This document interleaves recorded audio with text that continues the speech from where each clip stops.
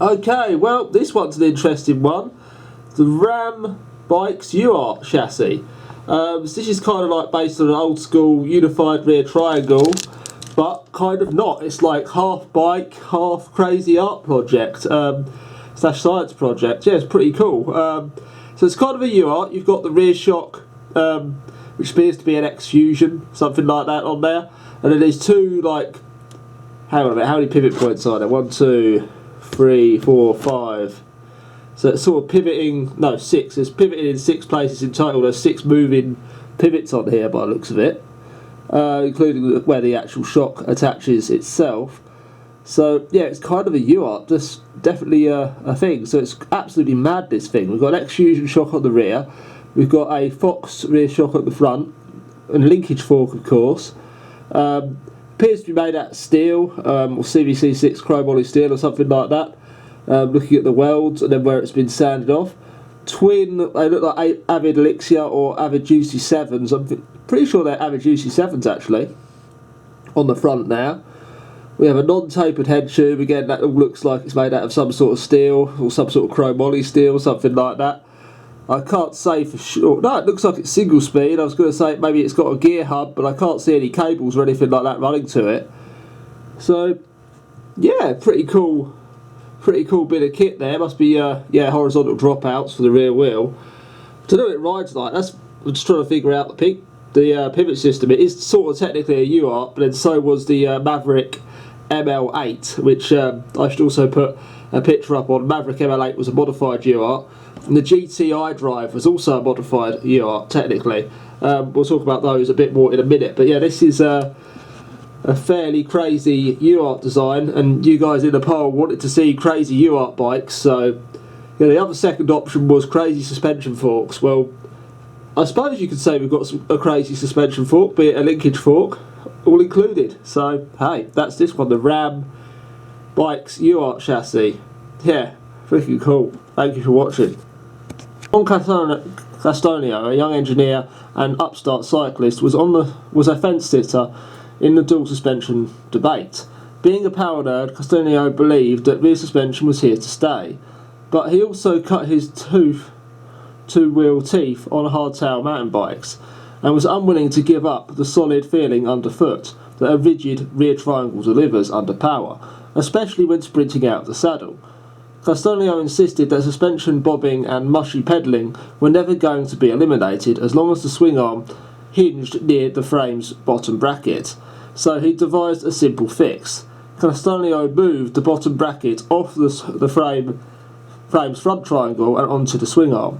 His logic was that the rear suspension would be free to soak up bumps while the rider was seated, but when standing or pedalling in earnest, a percentage of the rider's weight would still shift to the swing arm and cause the bike to pedal more like it had a rigid rear end. It worked exactly as he imagined. Castonio hacked up redline hardtail here and built some prototypes from which he had learned that there was a sweet spot created by the height of the swing arm pivot and the rearward location of the bottom bracket, which provided what he believed to be the best compromise between, you may have guessed it, firm pedalling and good suspension action. He applied for the patent and trademarked his sweet spot suspension. Castonio unveiled his creation sometime around 1994, and it received a warm welcome. Scott Nicole of iBicycle, the frame was first to embrace the sweet spot with the 1995 debate of the Sasubu, and followed by the pivotless titanium bow tie, which would become one of the most collectible vintage suspension frames of all time. And yeah, it is pretty cool. You look at it, it's got like it's just got the seat post, and then there's a shock sitting there. There is like a spring, almost like a leaf spring, if you like. The flat piece acts sort of as a leaf spring, because it just pivots on that. So you suppose you've got the spring action from the air shock as well, and that flexing of that titanium piece. I do question how long that would last if you. I'd hope they've got their calculations right. There wasn't completely exceeding the yield point of the material. Otherwise, you're going to suffer metal fatigue and it's just going to snap. But if you're not, within that curve, you should be all right. Hooke's law and all that. Stress is proportionate to the strain up until the point of proportionality. So you just don't want to be hitting the point of proportionality with that one. or it's just going to die. It's going to deform plastically and you're going to be in a lot of trouble. Okay, so the GTI drive. Now, this is an interesting one. Technically it isn't a UART, but technically it is as well. It's essentially a modified UART, with the main modification being the bottom bracket. So although you've got the pivot point and the whole drivetrain is on the triangle, the bottom bracket sits within it and it actually rotates on its independently of the rear swing arm. So although it sort of looks like a UART and in some situations works like a UART, which was deliberate, the actual bottom bracket moves, therefore it's a much more active design. Still a very interesting idea, very interesting way of getting rid of pedal bob. Yeah, pretty cool bit of kit. There's different variations of the GTI drive system over the years.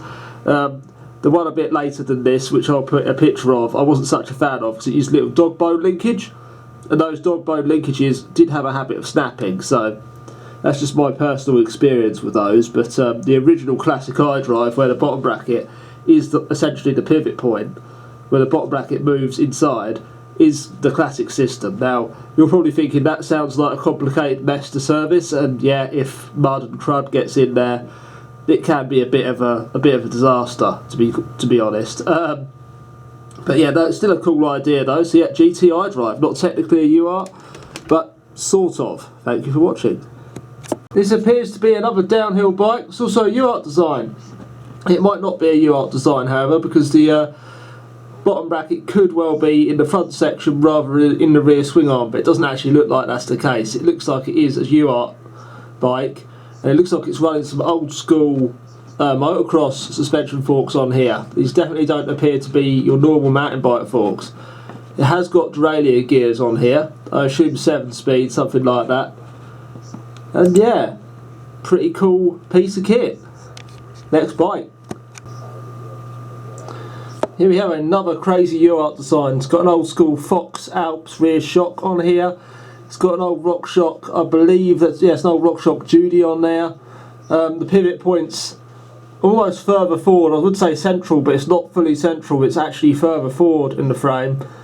You've got the old Spinergy wheels. These are carbon composite spokes on these with an aluminium rim. Some are full carbon, but I think these are an aluminium rim, or at least an aluminium braking surface for the brake blocks.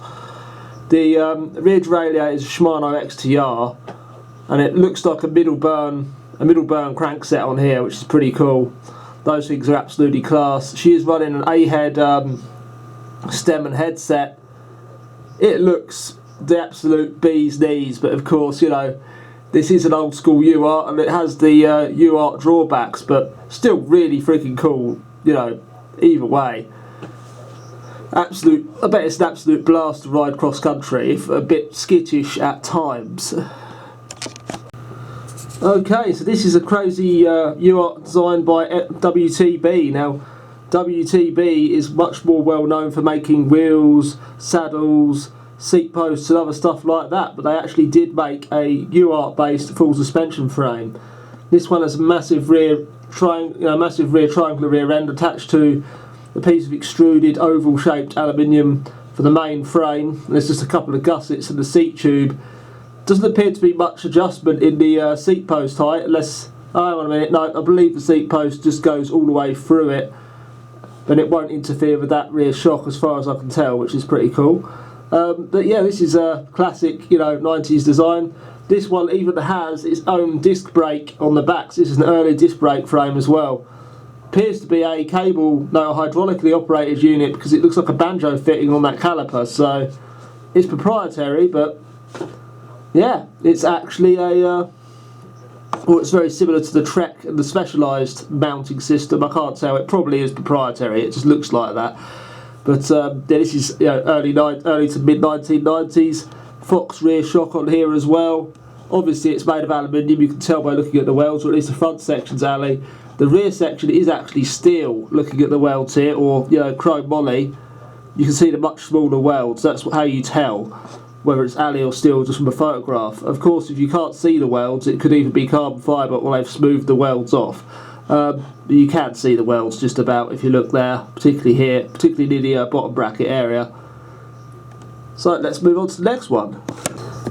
UART bikes today are typically only found in department stores like Walmart and sold by brands that were once you know, the king of the hill, like Muddy Fox. Another company that produces them is a company called Dunlop, who are more famous for producing tyres than they are push bikes. One of my first mountain bikes, or first adult size mountain bikes, if you can call it a mountain bike, was a Mantis, a universal Mantis. This thing was the biggest hunk of junk that I've ever ridden, and it certainly gave me a few wrenching skills. This thing was probably the first push bike I ever really worked on, and yeah, it needed it quite a lot, because this thing was a cheap old thing. I think it new was like £75 or something like that, and that was like late 90s, early 2000s, so yeah, I didn't know anything about bikes back then, and nor did my family, so that's what I ended up with. It had those horrible micro shift twist grip shifters on it, grip shift rather. That wasn't proper grip shift, they were micro shifts. The proper grip shift became SRAM later on. They were horrible. When it rained, they literally for some reason seized up almost solid. But hey, it got me into mountain biking, and it got me, you know, into bikes in general. I used to ride that thing absolutely everywhere, although I was fixing it on a weekly basis. So UART is on the low end of things today, and I really wouldn't recommend you buy one of those. There's so many far better suspension designs. And with that, what happened? Well, the specialised FSR and other 4-bar linkage frames, and even Flux bar linkage frames came out. Technology moved on, and yeah, that shock technology moved on, so that even the single pivot designs didn't suffer from pedal bob like they used to. So with that, UART is dead. Good riddance, yeah, to a degree, because today's technology is much better. But heck, they're still fun to ride, these bikes, anywhere you want to ride them, really. Just don't go taking on A-Line or 50 Shades of Black at Bike Park Wales on one, and you'll probably be fine. That concludes this video. If you have any more crazy UART bikes and you want to send me a picture of one, feel free to do so. Thank you for watching.